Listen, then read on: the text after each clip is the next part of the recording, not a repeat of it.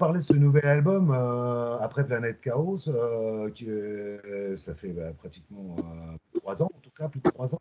Nouvel album. Justement, en tant que batteur, toi, comment tu as participé au processus d'écriture? Quel est ton rôle et comment vous avez travaillé cette fois-ci? Est-ce que vous avez travaillé de la même manière qu'avec Planète Chaos? Est-ce que vous avez changé un peu? Est-ce qu'il y a eu des choses qui ont changé? Alors, on a toujours la même méthodologie depuis le début dans Carias. Donc, c'est Pascal qui est guitariste. Donc, il compose les morceaux. Donc, il fait toutes les parties guitare. Ouais, Une fois qu'il a un morceau complet, il m'envoie les parties de guitare. Je pose la batterie et après, ensuite, ben, on valide ou pas ce qu'on garde, ce qu'on garde pas, ce qu'on améliore. Voilà.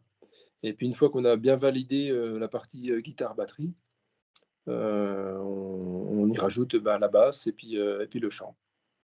Voilà. d'accord. Donc en fait, toi, c'est surtout tu interviens surtout au début de la composition. C'est toi qui en premier pose tes parties de batterie, en fait, Ouais, ouais, ouais, ouais, c'est déjà guitare-batterie. guitare batterie. Et est-ce que vous avez composé beaucoup de morceaux et fait une sélection après, ou est-ce que vous avez juste composé les 10 morceaux qu'on trouve sur l'album? Il y a des morceaux qui sont même très longs, hein. Ben, en fait, non, on a rien acheté en morceaux. Par contre, il y a des passages qui ont été supprimés. Voilà, il y a des morceaux au final qui devaient être plus longs et puis donc ont été raccourcis parce que pour plus d'efficacité ou parce que certains plans, au final, à force de les écouter ou de les jouer, on commençait à s'enlacer, donc ou ne sonnaient pas forcément comme on l'aurait souhaité, donc on les a supprimés. C'est peut-être des passages qu'on retrouvera peut-être dans des futurs morceaux, hein, parce que rien ne va aux oubliettes. C'est à la Comment, poubelle.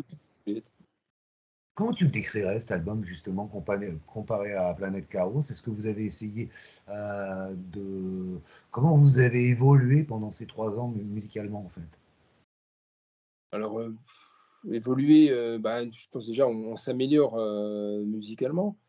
Enfin, on améliore la façon dont on joue, enfin, c'est l'impression que l'on a en tout cas. Et puis après, on cherche pas on n'a pas de ligne directive, hein. Après, Pascal, lui, a plusieurs influences, voilà, quand ça fait déjà plusieurs années que tu écoutes du métal et que tu joues dans un groupe, ben, forcément après il va dans une direction, qui lui fait plaisir et donc il compose, sans forcément se poser de questions, sans se dire: «Tiens, on va faire du death, on va faire du heavy, on va faire du thrash, on va faire» non, c'est du métal, voilà, et là, on écoute un peu tous les styles de métal. À une certaine époque, on était un peu plus extrême dans ce qu'on écoutait, on a une autre période très, death metal, voilà. Aujourd'hui, on écoute un peu de tout. Moi, j'ai plaisir à écouter, n'importe quel style de métal, je me surprends même des fois à écouter des groupes, alors qu'il y a 10 ans, j'étais incapable, d'écouter ces groupes parce que j'avais des idées reçues dessus, voilà, mais je pense qu'on évolue, voilà, on a l'esprit peut-être plus large. Alors, Je veux dire voilà. que on ressent une grosse influence heavy metal sur cet album, enfin pas sur tous les morceaux, mais sur certains. Vous étiez parti du def, hein, au départ, vous étiez plus def. Ça, c'est quelque chose qui est venu naturellement, justement, d'aller plus vers... Ça ralentit un peu, exactement, ouais, et plus heavy. Je pense qu'on est plus posé et je pense qu'Arcarias a toujours eu des racines, heavy, mélodiques, parce que voilà les racines, on a découvert le métal avec, des groupes comme Iron Maiden, Coroner, Death, donc forcément des groupes, assez mélodiques et ça a une influence, indéniable sur l'évolution de Carcarias, voilà. Alors, au début, on était un peu plus bourrin parce qu'on écoutait aussi des trucs plus bourrins et puis au fil du temps, on a un peu plus posé, quoi. En tout cas, là, vous avez été enregistrer l'album comme d'habitude, hein, je dirais.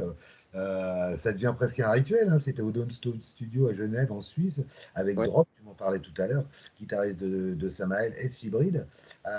Comment ça s'est passé cette fois-ci, l'enregistrement?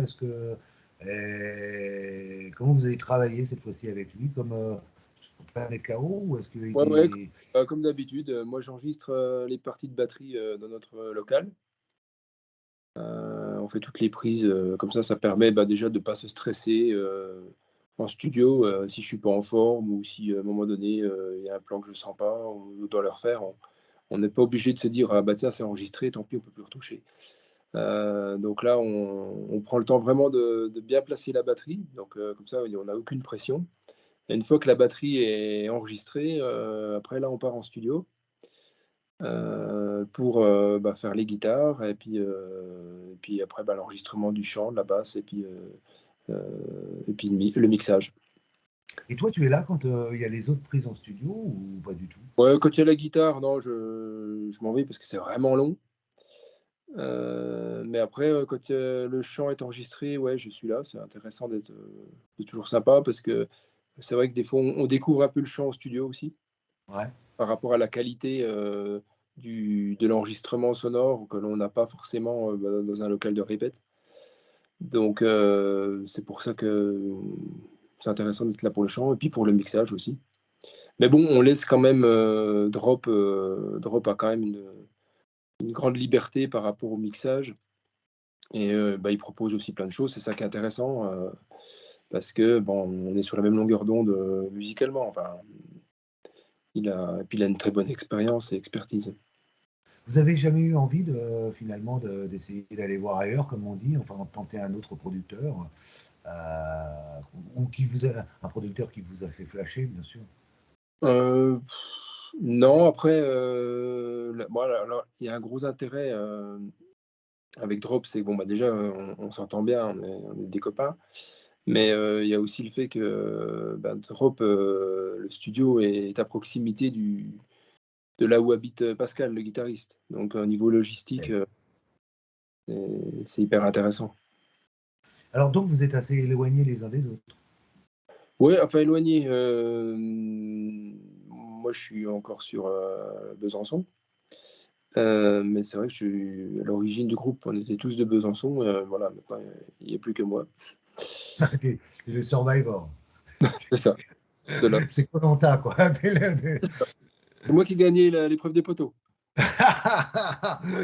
et qu'est-ce que je voulais dire? Il y avait, justement toi en tant que batteur, est-ce qu'il y a des parties de batterie qui sont plus un challenge sur certains morceaux à jouer quand tu as enregistré? Non, non, là, je j'ai pas fait des choses où impossibles. Je dis pas qu'il y a des tout au début, quand on enregistrait des albums, des fois, j'étais un peu, allez, ça passe ou ça casse, on verra bien. Donc du coup, avec le recul, ouais, je suis pas trop satisfait de ce que j'ai pu faire sur, d'anciens albums, mais tandis que là, non, c'est vraiment tout était, voilà. S'il y a des choses, je suis pas capable de faire après en live, non, je vais pas faire des trucs, impossibles. Je vais pas en chier aussi en live, c'est pareil, faire des morceaux, tu mets, des semaines à bosser et pour les sortir en studio, puis après, tu es plus capable de les sortir en live parce que ça nécessite, trop d'entraînement, quoi. Donc j'ai fait des trucs, voilà, simples, pour pas me prendre la tête, voilà. Est-ce que ça a été difficile finalement de revenir 3 ans après avec la crise du Covid et tout ça? Est-ce que ça a changé quelque chose au niveau de l'état d'esprit du groupe, par exemple, ou à d'autres niveaux dans votre attitude, dans votre façon de voir les choses? Non, après nous, tu sais, la musique, c'est une passion, et une occupation, enfin, c'est toujours un plaisir, quoi. En plus, on est des potes, donc on a toujours plaisir à se voir, on se fait toujours à chaque fois qu'on se voit, ben, bien sûr, on joue de la musique, mais on se fait des restos, des apéros, donc voilà, on se marre avant tout, quoi, donc et puis, quand Pascal a des nouveaux morceaux, qu'il nous les propose et puis qu'après on place, la batterie, du chant dessus, la basse et ben, puis après que tout commence à tourner en local, en répète, c'est cool, c'est toujours du plaisir, en fait, hein. On se pose pas de questions et puis on n'a aucune pression. On n'a pas un label qui nous dit: «Ouais, il faut sortir, un album tous les 2 ans, après il faut aller faire une tournée de 60 jours dans le monde entier». On a aucune pression comme ça. Nous, on est ultra libre, on fait vraiment ce qu'on veut et puis, bah, quand ça nous gonfle, ben, on répète pas et puis on se voit pas pendant 3 semaines, un mois et puis voilà. C'est mais voilà, bah, tu vois, demain, on va répéter et puis, la première chose qu'on a prévue avant de répéter, c'est déjà d'être sûr que le restaurant dans lequel on va était bien disponible. Voilà. Ça, c'est Et une bonne idée. après, éventuellement, on envisage la répète. Et tu veux dire que quand vous répétez où exactement sur Alors, on Besançon? répète dans le Jura, en fait, parce que tu vois, on a 3 qui sont en Suisse, Ouais. et puis 2 qui sont en Franche-Comté. Donc, on a trouvé un studio, un local de répète qu'on loue dans le Jura. Voilà. Est-ce que qu'est-ce que vous répétez souvent? Est-ce que ça vous apporte est-ce que vous avez besoin de répéter souvent? Par exemple pour ce nouvel album qui s'appelle Afterworld. Bah, là, on répète pour la mise en place des morceaux pour le live. Et notamment bah, du fait qu'on a un deuxième guitariste pour le live qui s'appelle Bob. Ouais. Donc voilà, c'est surtout les répètes, ça sert à ça, c'est surtout la mise en place. Et puis ben, améliorer les morceaux, voir s'il y a des petites retouches à faire pour les qui soient un peu plus soit punchy ou voilà, plus adaptés au live. Et Qu'est-ce puis, que ça vous a apporté justement d'avoir un nouveau guitariste, Bob?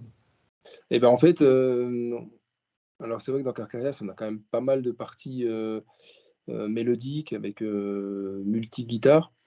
Donc, quand tu as un solo avec une rythmique sur album, c'est vrai qu'en live, si tu n'as pas une deuxième guitare pour assurer la rythmique, quand tu as juste le solo, ça fait un peu vide. C'est-à-dire que tout d'un coup, on a je sais pas, un couplet avec une guitare rythmique, bah, d'ailleurs 2 guitares rythmiques en même temps, donc et c'est assez lourd. Et puis tout d'un coup, si tu avais dès l'instant que tu passes au solo, tu as juste la guitare solo et plus de rythmique, niveau sonore, ça fait un vide. On n'entend plus que la basse et la batterie, voilà. Alors il y a certains passages, ça passait encore bien, mais là, les nouveaux morceaux, avec une guitare, c'est pas trop envisageable. Ça fait vraiment vide. Donc on a besoin d'avoir 2 guitares. C'est un ami à vous, Bob? Oui, oui, c'est un ami, ben, de longue date qui jouait, dans un groupe, sur Genève, dans un groupe de sur Genève, avec qui, également j'avais joué, donc et dans lequel Pascal, joue aussi. Et naturellement, Bob, est venu rejoindre le groupe, voilà. C'est un mec, adorable, voilà. Qui joue. Alors, Afterworld, pourquoi vous avez déjà appelé cet album Afterworld? On voit sur la pochette une ville dans les flammes, un peu complètement détruite. C'est votre vision du futur de la planète? Oh bah, je pense que comme tout on a comme tout métalleux, enfin, je vais pas dire tous, mais une bonne majorité, on a quand même tous, un peu attirés par, je sais pas, tout ce qui est, science-fiction, horreur, apocalypse, bon après pour d'autres, le côté, malsain, satanique, enfin je sais pas, sans être, adepte, hein, mais, je pense qu'il y a quand même une attirance pour ce genre de choses. Et puis, le Carcass, voilà, on a toujours été, attirés par, le côté un peu, Terminator, futuriste, Alien, voilà. Et puis, pour cet album, bah, c'est surtout parti de la pochette. Pascal avait une idée bien précise. Il voulait, une sorte de monde en ruine, une ville en ruine, une ville un peu contemporaine ou futuriste. Et puis du coup, on a proposé cela comme scénario à notre dessinateur et puis, bah, il nous a pondu la pochette et que l'on a validé, voilà, qui nous plaisait bien. Mais, alors ce qui est marrant, enfin marrant, non, c'est pas drôle, mais, voilà, le concept, la pochette a été réalisée avant le conflit, entre la Russie et l'Ukraine. Donc c'est vrai que bon, du coup, Oui. finalement, ça devient vite, d'actualité, même si, au départ, c'était pas le cas, quoi. Ça a l'air d'être un morceau important parce que vous l'avez choisi comme single, en tout cas comme nouvel extrait, comme premier extrait de l'album. Vous vouliez le mettre plus en avant, ce morceau-là? Non, forcément. Alors le 1er morceau, qui est assez simple, on va dire. Le 1er morceau de l'album est assez simple. C'est un morceau, oui, qui je pense, bah, voilà, permet à ceux qui ne connaissent pas Carcass peut-être de s'approprier plus facilement, notre musique et puis peut-être après, avoir envie d'en écouter plus. Vous avez fait une vidéo aussi, je crois, Oui, oui. Et deux vidéos là pour le nouvel album. Donc, No After Mars, qui est une vidéo, on va dire, animée, enfin, comment, avec des images de synthèse, enfin, lyrics vidéo. voilà. Et puis, donc, il y a une autre vidéo, par contre, avec des vraies images, qui est un montage que nous avons réalisé nous-mêmes, avec l'autorisation de ceux qui avaient créé les séquences vidéo. Voilà. C'est les deux clips que l'on a pour l'instant. Donc, un troisième risque d'arriver dans les semaines à venir. Et puis d'autres au fil de l'année. Oui, parce que j'avais vu, alors ça c'était pour l'autre, il y avait un magnifique clip qui s'appelle, c'était pour l'autre, ça s'appelait Letter from Trenches, Oui. qui traitait de la Deuxième Guerre mondiale. Là, j'ai vu que vous étiez plutôt inspiré par des films comme Starship Trooper, des films de science-fiction. Pour cette vidéo-là, bon, ça c'est pour le Verhoeven, qui a fait, tu parlais de, c'est pas lui Terminator, mais Total Recall et tous ces films-là, enfin c'était avec Schwarzenegger. Ça c'est important pour vous d'avoir cette influence aussi du cinéma? Forcément, le cinéma a une influence indirecte. Je te disais tout à l'heure, on est quand même un petit peu attiré par toutes ces ambiances. Voilà, on est plus attiré par les films comme Alien, les séries comme The Walking Dead, etc., que des trucs à l'eau de rose, des trucs un peu trop romantiques, quoi. Même s'il y a certainement des très bons films, hein. Ouais. Mais voilà, donc ça se ressent sur notre musique. Et voilà. Le titre dont je te parlais, c'est The Hive. Ouais. Et donc The Hive, c'est plutôt, ça parle plutôt du genre de grosses mégalopoles où voilà, tu as d'un côté les gens qui s'en sortent. Voilà, tu as deux mondes parallèles qui cohabitent plus, et puis ceux qui s'en sortent pas, et puis qui se droguent. Et puis l'exploitation de celui qui se drogue, voilà, ça enrichit d'autres parce que celui qui produit de la drogue s'enrichit. Mais enfin, voilà, bon, On voit l'industrie pharmaceutique, les pilules, etc. Toutes les... on peut tout mélanger. Après, voilà, chacun se fait un petit peu son. Mais l'idée du clip en soi, c'est aussi pour voilà, faire voyager, ou que chacun puisse se faire un peu sa propre idée. Ça change un peu la couleur de la musique, en fait, de mettre un clip. Mais j'ai vu, alors je sais pas si tu vas me confirmer ou pas, apparemment le clip a été bloqué dans certains pays. Ouais, ouais. Ouais, parce que en fait, ce qu'on ne savait pas, c'est dès l'instant que tu as des images de drogue, alors on fait pas la promotion de la drogue, hein, bien entendu, mais le problème c'est, dès qu'il y a des images de drogue, il y a je pense des filtres automatiques sur, YouTube, et selon les pays, qui interdisent, le partage de ce genre de vidéos. Alors c'est pas interdit de les diffuser, par contre, tu peux pas en faire la promotion, quoi. Parce que, je sais pas, parce qu'ils ont dû bon, les robots qui gèrent les systèmes de filtration doivent se dire, tiens, voilà, il y en a qui font la promotion d'images de drogue, c'est interdit, point, voilà. Cherche pas plus loin. Bon, c'est comme ça. Ouais, alors The Hive, c'est bon, il y a un texte intéressant, ça pose justement, tu me disais, ça pose certains problèmes, en tout cas, ça soulève des questions. Est-ce que toi, en tant que batteur, il y a des textes où tu te reconnais plus, en tout cas, qui te touchent plus, qui t'interpellent plus, avec lesquels tu te sens plus en phase que d'autres sur cet album? Pas forcément, il y a une chanson qui est assez poignante quand on connaît l'historique, c'est Angst. Qui change un peu au niveau du chant, qui est un chant un peu plus posé, encore plus chanté. Voilà, les paroles sont assez touchantes parce qu'on a un des membres du groupe qui est tombé malade. Bon, maintenant ça va mieux, hein. Et justement, cette chanson parle un peu de la maladie, voilà, avec dans les paroles, voilà, ça dit voilà, un enfant qui grandira jamais. Enfin voilà, quand on connaît le contexte, alors on va essayer de sortir un clip justement pour mettre en image cette chanson. C'est pas encore très évident de trouver les bonnes images, mais on va essayer de pondre un truc d'ici la fin de l'année pour mettre en valeur cette chanson parce que ça vaut vraiment le coup. Voilà. Donc ça sera peut-être un des prochains singles. Le prochain single, c'est sûr, ce sera la chanson Billions of Suns. Voilà, ça c'est Billon, le clip est déjà la terminé. deuxième.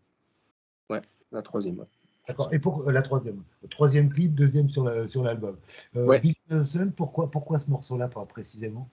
Bah, c'est un morceau que l'on aime bien, qui est assez punchy, qui est un bon condensé de ce qu'est capable de faire Carcarias, quoi. Un côté peut-être un peu bourrin, mélodique, avec des changements de rythme, voilà. Donc ça, voilà. Et puis c'est, ouais, là, elle est assez punchy, on trouve. Voilà. On l'a déjà joué en live, on l'a loué. Ben, l'autre coup, lorsqu'on a joué avec Samuel, on l'a fait Ouais. en live. Et elle passait assez bien en live. Alors, depuis deux albums, hein, depuis Planète Chaos, il y a un nouveau chanteur qui s'appelle Jérôme Thomas, Ouais. justement, donc, qui est sur ces deux albums, qui vous a accompagné aussi sur scène, bien sûr. Qu'est-ce qui vous a apporté finalement, Jérôme? Un pack de bière? Ouais, bah ça c'est sympa. Pourquoi un? Non, non, en fait, alors, c'est vrai qu'avant, c'est Raphaël, bassiste qui est toujours là dans le groupe, hein, bien sûr, Oui, qui fait les précédents albums et il est vrai que lui, au niveau de son chant, ben, voilà, comme il le disait lui-même, bah, était assez limité à part faire du chant, death très basique. Il avait du mal à évoluer, voire même à chanter. C'est ça, il restait toujours dans des intonités, des intonations très death metal basique. Et c'est vrai qu'on avait entendu Jérôme chanter dans un autre groupe, Science of Disorder, qui est un très bon groupe au passage. Et bah, on l'a contacté pour savoir s'il voulait venir chanter ou participer à quelques chansons dans l'album Planète Chaos. Et puis lorsqu'il a fait des essais, ben, on s'est dit tiens, du coup, tu voudrais pas enregistrer tout l'album? Et puis donc il a accepté, et puis on était très content du rendu. Parce qu'il est vrai que Jérôme, lui, est capable de faire un chant death comme il est capable de chanter, avec une voix, assez grave, mais beaucoup plus compréhensible, et puis, ben, avoir des il est capable d'avoir des intonations, de suivre des mélodies, de suivre une guitare, enfin voilà, c'est différent, tellement différent, et ça nous a beaucoup plu parce que du coup, dans Carcarias, la musique évoluait, mais pas forcément le chant, et si c'était pour refaire, ben, un copier-coller, de l'album précédent, ben, ça nous intéressait pas trop non plus, donc on voulait évoluer, et puis c'est vrai que c'est intéressant.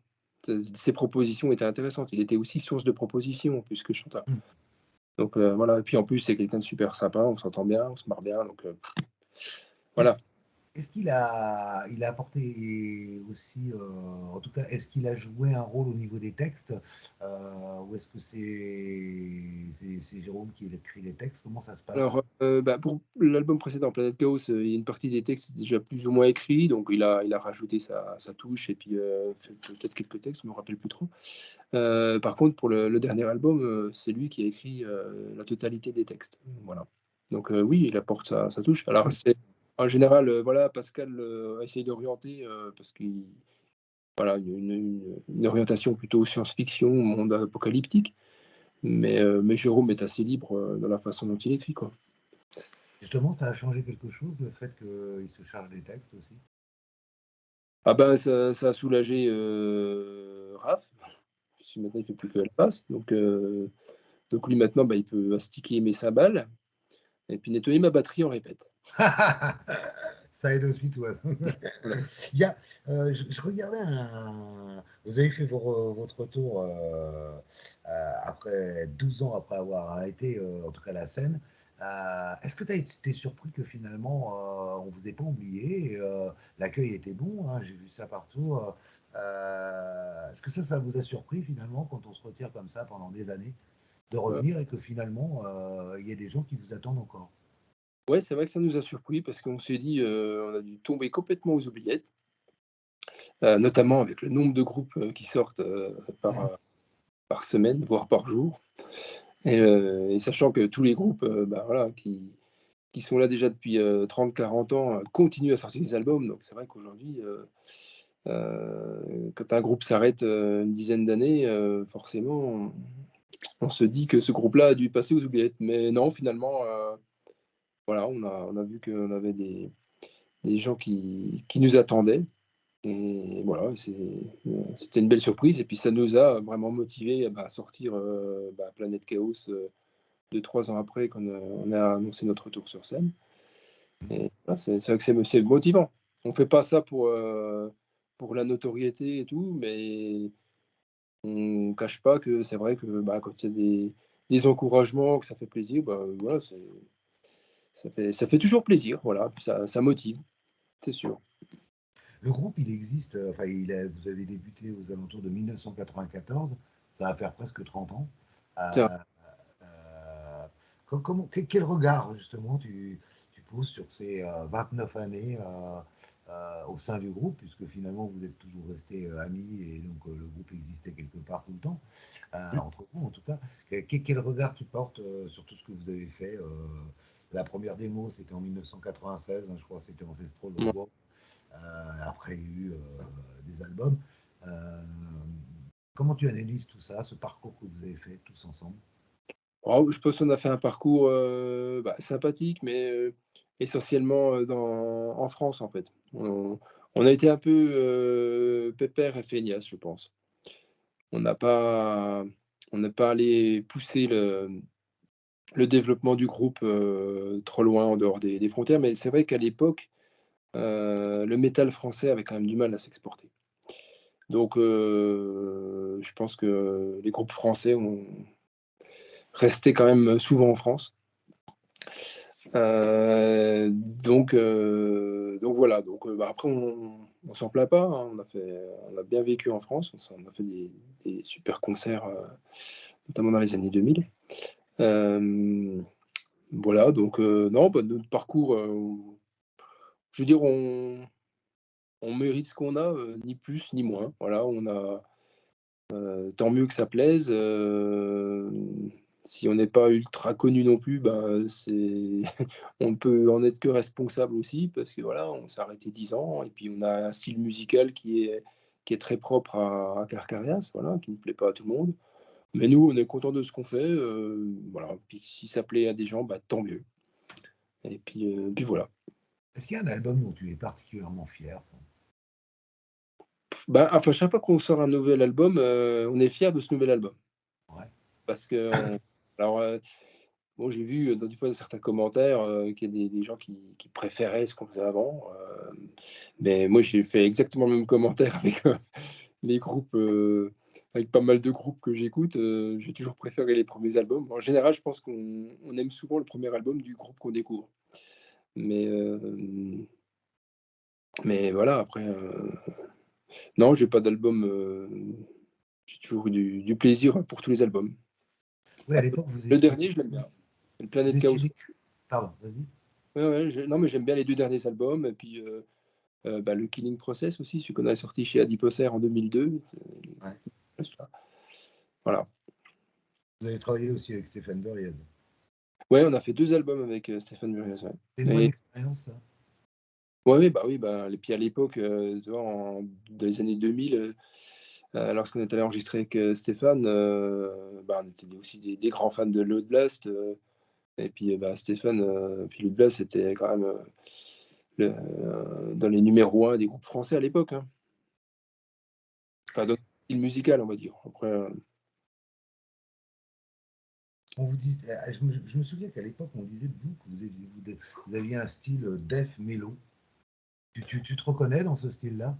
Et comment tu analyses l'évolution du groupe musicalement maintenant? bah, après, je pense que oui, dans les années, 2000, si, le death mélodique, c'était de dire, tu as un chant death et c'est une musique très mélodique, effectivement, c'est du death metal mélodique, voilà. Mais dans le death metal mélodique, entre, le death metal mélodique suédois, entre un In Flames et puis un Brutality en Floride, il y a une sacrée différence, quoi. Donc voilà, après voilà, on fait du death mélodique à la base, puis maintenant on a plus une. C'est difficile de nous mettre une étiquette en fait. Et puis moi j'ai du mal à donner des étiquettes au groupe.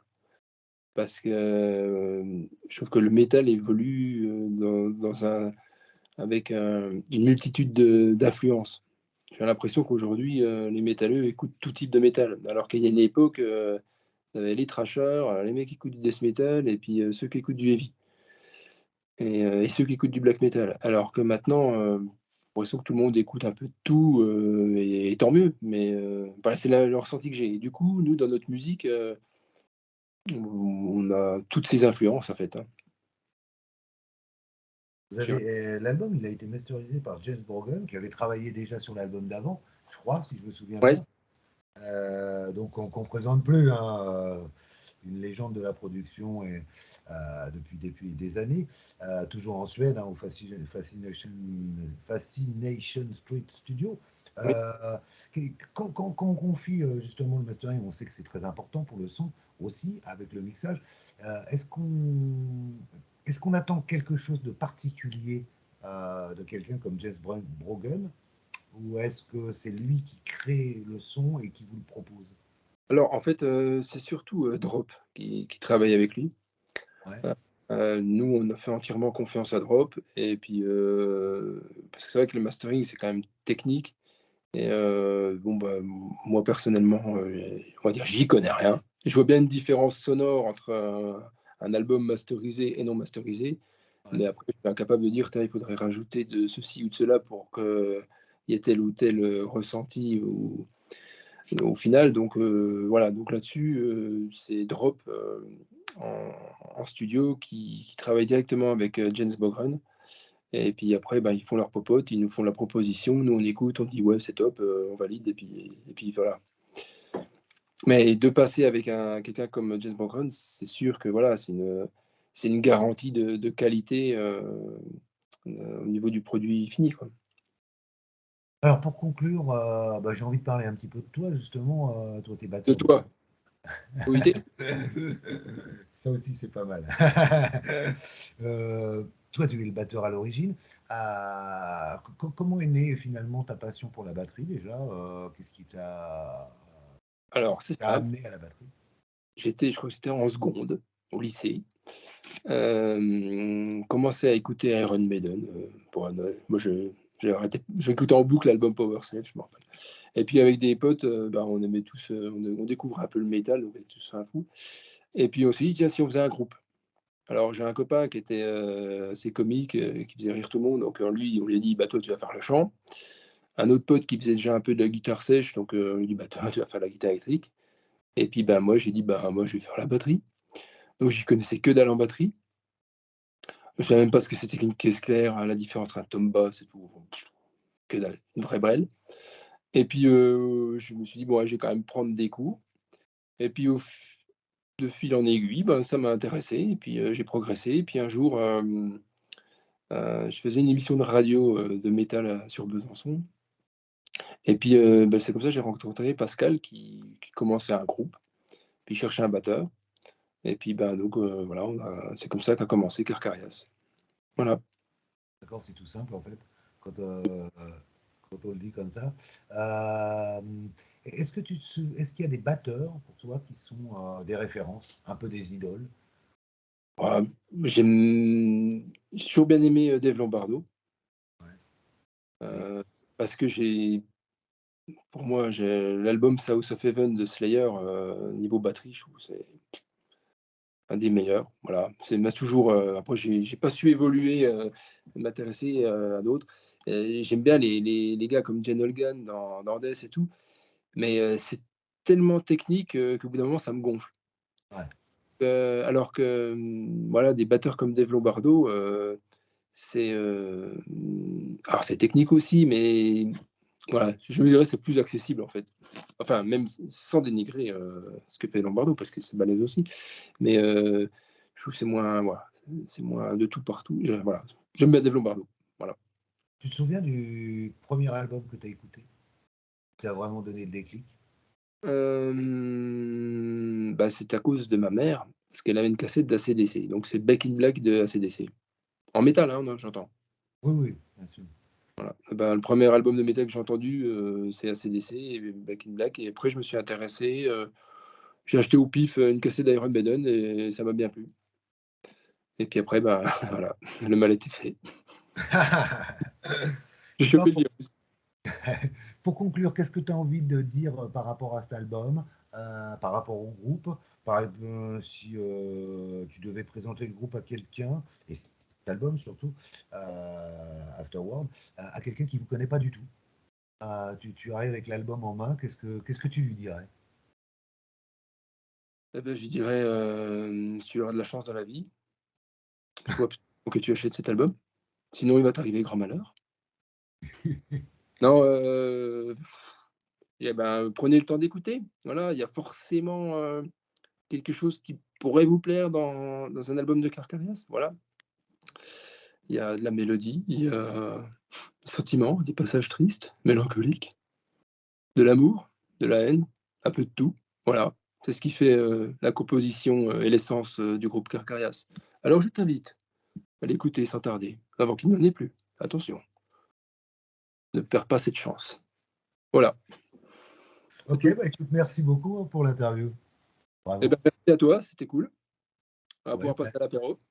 bah voilà, Quand même exactement. vendredi, hein, on va pas se laisser abattre. On n'est pas des Kennedy. Je suis assez d'accord avec toi.